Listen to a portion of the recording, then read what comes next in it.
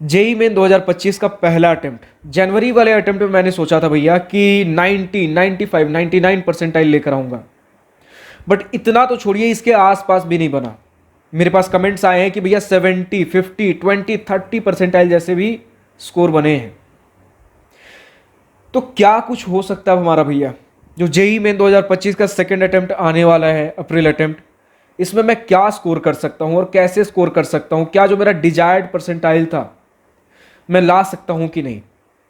So hi, this is Prabhat Ranjan. स्वागत करता हूं मेरे आज की इस नई यूट्यूब वीडियो में, जिसमें हम यही डिस्कस कर रहे हैं भैया कि जेई मेन 2025 के पहले अटेम्प्ट में अगर उम्मीद से बहुत कम परसेंटाइल आया है, तो जेई मेन 2025 के सेकंड अटेम्प्ट, जिसमें मुश्किल से 1 महीना रह गया है, इसमें हम क्या कुछ प्रैक्टिकल अप्रोच लेते हुए कितना स्कोर कर सकते हैं, और जो टारगेट रखूंगा उस तक कैसे पहुंच सकते हैं, तैयारी कैसे करनी है इस 1 महीने में। बट फिलहाल इस पूरे वीडियो को मैं 2 पार्ट्स में कैटेगराइज करूंगा। सबसे पहले वो स्टूडेंट्स जिनका बोर्ड एग्जाम है अभी, और वो स्टूडेंट्स जो ड्रॉपर हैं। अगर ड्रॉपर हो भैया तो वीडियो लेट से भी देख रहे हो तो 20 से 25 दिन आपके हाथ में होंगे अभी जेई मेन 2025 के सेकेंड अटेम्प्ट के लिए। और बोर्ड एग्जाम भी अगर आपके चल रहे हैं, मेजरली सीबीएसई आईसीएसई से अगर हो, स्टेट बोर्ड हो तो बहुत सारे कुछ स्टेट बोर्ड्स के एग्जाम तो खत्म हो चुके हैं, और कुछ अगर सीबीएसई आईसीएसई से हो तो मेजर आपके एग्जाम्स आपके भी खत्म हो चुके हैं, 1-2 सब्जेक्ट्स रह गए होंगे, तो मान लेते 20-25 नहीं तो 15-20 दिन आपके पास हाथ में होंगे।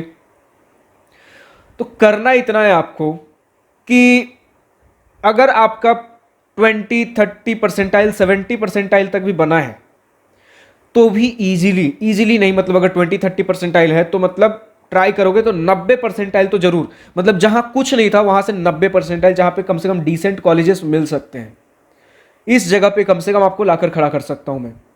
कैसे, अभी आगे डिस्कस करेंगे। और अगर 50 to 70 परसेंटाइल के बीच में है तो 95 परसेंटाइल तक आप टारगेट करके चल सकते हो अपने इस सेकेंड अटेम्प्ट में। ठीक है, कैसे? दोनों के लिए जो बताऊंगा, दोनों ही कैटेगरी, जो 20 to 30 परसेंटाइल वाली कैटेगरी है और जो 50 to 70 परसेंटाइल वाली, जिन्हें 20 to 30 को 90 परसेंटाइल जाना है और 50 to 70 को 95 परसेंटाइल जाना है, दोनों के लिए ही स्ट्रेटेजी सेम रहेगी। क्या रहेगी समझते हैं। देखो, इतना तो तय है कि दोनों ही केसेस में आपका सिलेबस कवर्ड नहीं है अभी पूरी तरीके से। हाँ, ऊपर ऊपर से आपने पूरा कुछ पढ़ रखा होगा, लेकिन जो जेई मेन लेवल पे कॉन्सेप्ट क्लैरिटी चाहिए होती है वो हमारे पास नहीं है अभी।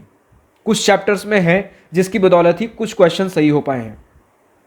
तो आप अभी मेरे कहने से एक मॉक टेस्ट दो, ज्यादा नहीं, सिर्फ एक मॉक टेस्ट दो, मैक्स टू मैक्स 2 दे दो अगर एक में क्लैरिटी नहीं मिलती है, और थोड़ा सा समय दो। एक दिन आपका लगेगा, सुबह एक मॉक टेस्ट दो और एनालाइज करो कि कौन कौन से मेरे क्वेश्चंस गलत हुए हैं, कौन कौन से सही हुए हैं, और कहाँ कहाँ मुझे कंफ्यूजन था भैया कि ये मैं सही कर सकता था लेकिन डाउट में था आधा आधा।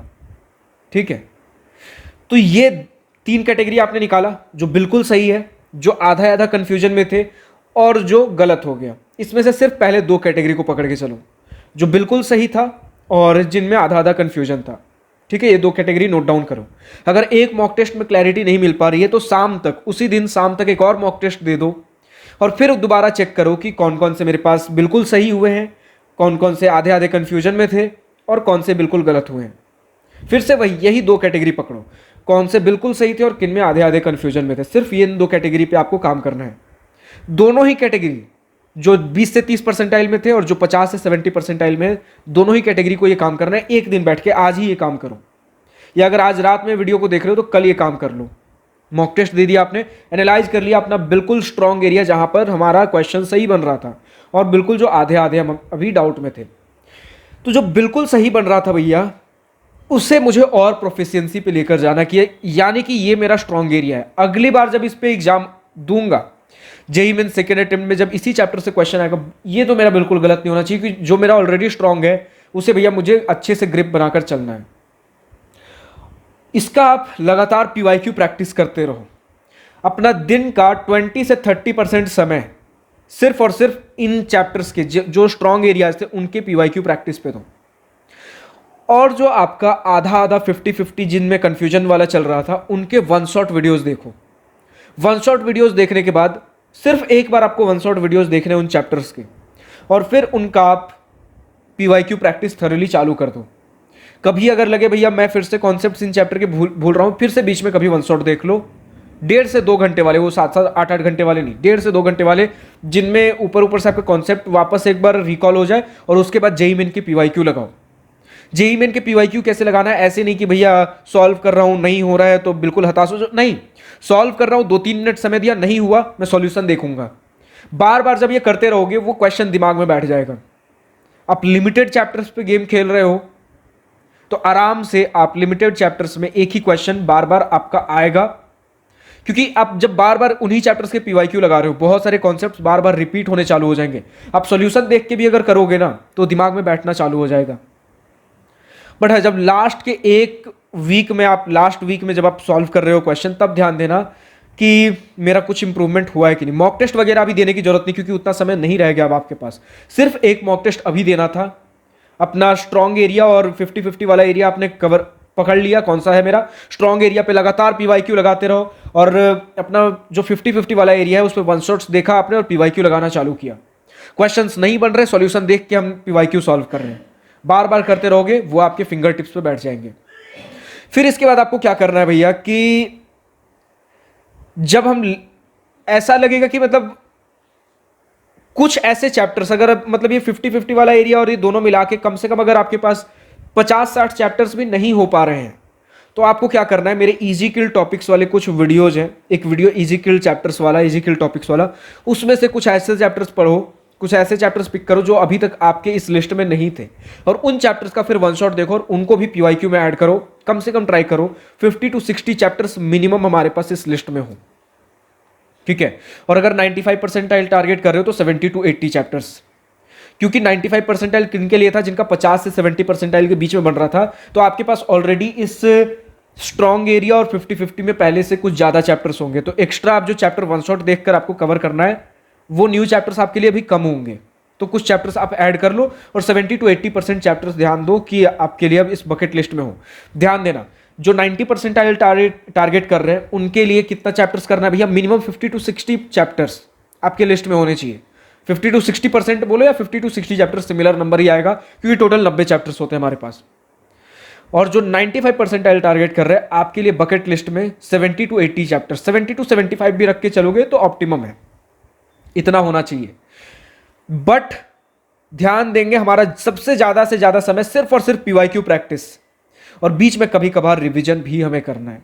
रिवीजन के लिए मैं आपको मेरे वेबसाइट पे जाओगे, दिवास्त्रा सर्च करो, दिवास्त्रा IIT जेईई सर्च करोगे, या प्रभात रंजन लगा दोगे गूगल पे, या डिस्क्रिप्शन में भी जाओगे तो दिवास्त्रा काउंसलिंग पेज का लिंक मिलेगा, उसके लाइब्रेरी बुक्स वाले सेक्शन पे चले जाना, ऊपर ही आपको 4 टैब्स मिलेंगे बुक्स नाम से। बुक्स वाले टैब पे जाओगे, नीचे थोड़ा स्क्रॉल करोगे, रिवीजन सेक्शन का कार्ड मिलेगा, रिवीजन कार्ड्स में जाओगे तो मैथमेटिक्स, फिजिक्स, केमिस्ट्री तीनों का डिटेल रिवीजन नोट्स देखने को मिल जाएगा। उन्हें डाउनलोड करके बीच बीच में पढ़ते रह सकते हो, जितनी बार बार पढ़ोगे चीज़ें जल्दी जल्दी कवर होंगी। और अब आपके पास बिल्कुल समय नहीं है तो दिन के 13-14 घंटे भी दे सकते हो, दे दो यार, यही लास्ट समय है। अगर 95 परसेंटाइल भी बन जाता है ना, तो अभी जो आप स्कोर कर रहे थे वहां से बहुत ज्यादा 50-70 परसेंटाइल से बहुत ज्यादा 90 परसेंटाइल, जहां कुछ 50-70 से 95 परसेंटाइल पहुंच जाओगे, जहां कुछ नहीं मिल रहा था वहां बहुत कुछ मिलने के चांसेज हैं। टॉप NITs तो नहीं, लेकिन भैया GFTIs मिल जाएंगे, स्टेट गवर्नमेंट इंजीनियरिंग कॉलेजेस मिल जाएंगे, UPTU के कॉलेजेस मिल सकते हैं बढ़िया बढ़िया CSE जैसे ऑप्शंस के साथ, IPU के कॉलेजेस मिल सकते हैं। अब एक बार एग्जाम दे दो, उसके बाद कॉलेज काउंसलिंग भी मैं ही कराता हूँ, सारी चीज़ें मेरे साथ जुड़े हुए हो, एक कनेक्शन फील होगा।